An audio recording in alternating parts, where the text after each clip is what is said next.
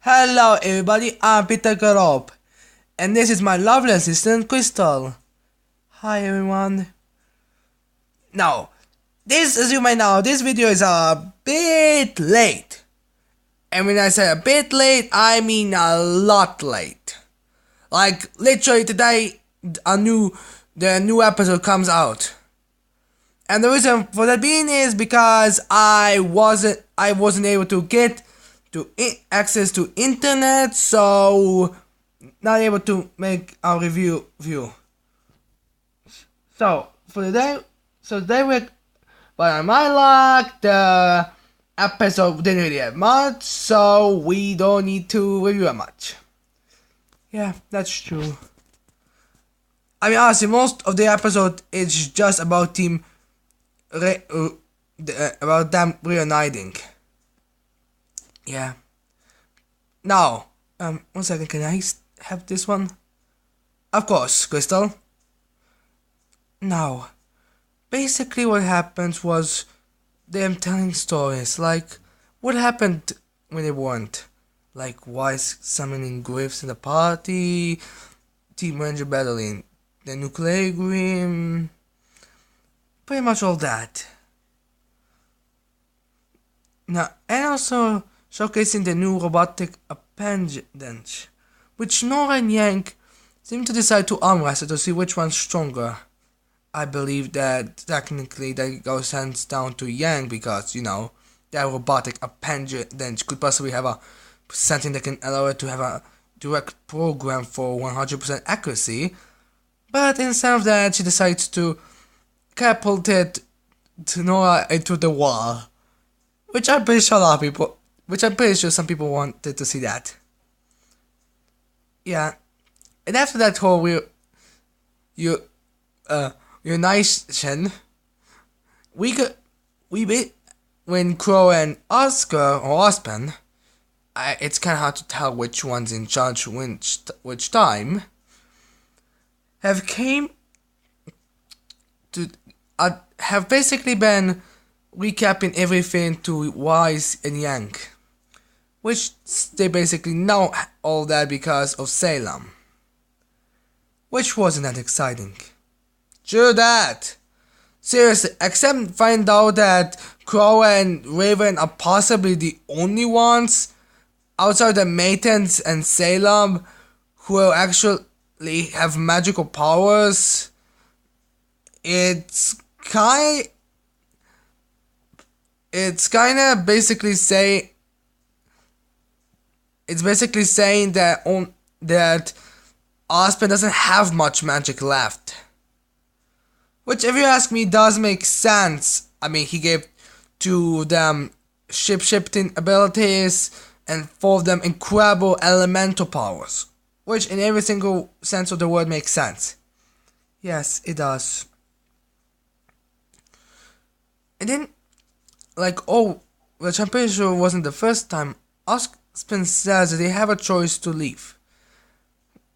Which, at first, doesn't seem like they are going to. Although, to be fair, I don't think neither of them have anywhere to go. Well, after that, he says no one seems to leave. Yang stands up and says that she will possibly have a sort of a grudge against Ospen for, basically turning Crow and Raven into monsters. Because that's how they've kind of shot that whole scene with Raven transforming. So, but since Rwby is staying and she apparently knows what's the best all the time, which, if you think about it, isn't exactly correct, she basically stays. She basically stays, which was kind of pointless. To be fair, I feel like this episode's more an episode they were making just so for you to calm down, like exciting episode or something like that, but the last one was also like that, so I guess it's not really good. Yeah, I'm pretty sure this is gonna be one of the people's least favorites of their volume. Yeah, nothing else really happened. Except basically find out that there is that no, Glenn, not no, not all of people have magical capabilities, just Crow and Raven. Which is kind of good, because honestly, if Ospen would be able to give a lot one magical ability to everybody, would kind of be overpowering if you ask me. I mean, think about it. Iwood could become a completely stone warrior. Glinda is magical, could constantly be increased, and all the other ones that you want to. You know what? Leave in the comments below what powers, magical powers, do you think characters would have. And now we end this episode off with the villains, namely Watts, Cinder, Mercury, and Emerald appearing and finally showing their faces, which was great. Yeah, it's great that we finally get them back. Which, now I think about it, in some similar time that Tyrion appeared, right? Yeah, pretty much. Although I am wondering why didn't Tyrion come along, because I don't know, I feel like Tyrion would be a more dominant character, make sense to be brought back, but he's already people's favorite villain, a lot of people's favorite villain, so I guess we can't really complain. Yeah.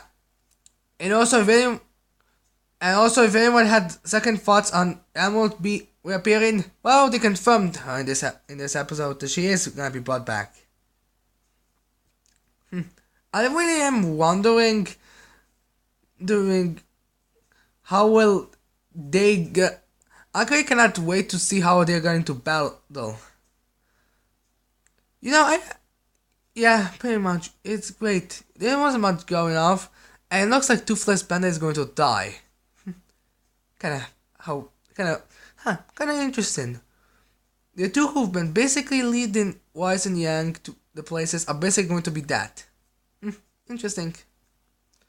Although I am wondering if Cinder and the Bandit tribe do have something in common. Who knows? I mean, it did seem like he was aware of Cinder very much, even though I don't think he actually saw her ever. So that's if she was a part of the Bandit tribe. Maybe she was the third strongest? Possibly. No, yeah, nothing much to talk about this episode. This was a pretty laid back episode. I mean, so far it's definitely my least favorite. I mean, because give the first one credit, at least it didn't really have much to do. I mean, I couldn't just be a minus action scene, so they actually kind of had to do that.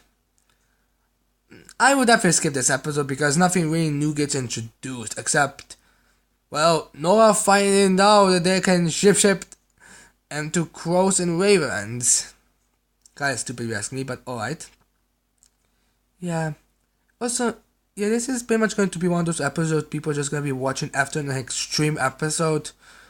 But since the next episode isn't, any kind of a chill episode, they're going to have to be watching a different episode. Probably one of those episodes. Yeah, this is definitely going to be people's least favorite. Now, I hope you liked this video. I hope you gonna leave a like and subscribe to my channel for more videos in the future. And with that said, I cannot wait to see you next time. Bye. Bye.